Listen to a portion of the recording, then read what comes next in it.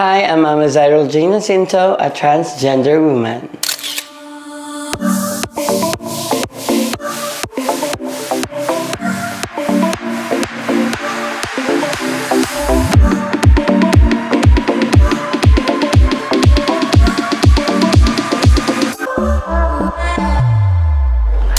Na-realize ko pa lang since bata ako kasi lagi din akong binibili ng mami ko ng Barbie doll. Ayoko ng ball na binibigay ng papa ko. May times na nabugbog ako.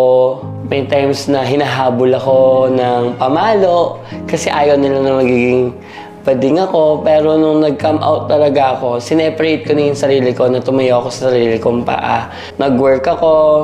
Nag-aaral ako yung gumagastos sa sarili ko para mapakita ko sa kanila na kahit isang LGBT ako, kaya kong tumayo sa sarili kong paa at hindi nila ako ikakahiya. Siyempre, nakaka-apekto yung hindi ka 100% na proud sa smile mo, kaya ang laki ng apekto sa akin yun. So, pag sabi nila, oh, picture tayo, hindi ka nakaka-smile ng bongga. Pag nag-i-sleep ako, nag-grind yung mga teeth ko. So, lumiliit sila.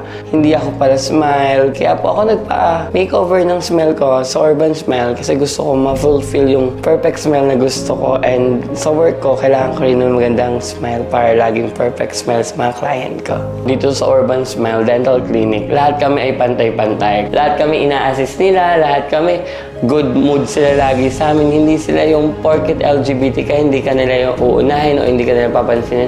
Basta alam nila, lahat kami dito, lahat kami and fair and square. At mahal kami lahat na nag-work sa Urban Smile.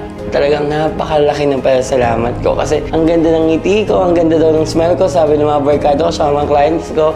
Pagkatapos tinatanong nila, kanino ka nagpagawa? Ang ganda ngayon ng ngipin mo.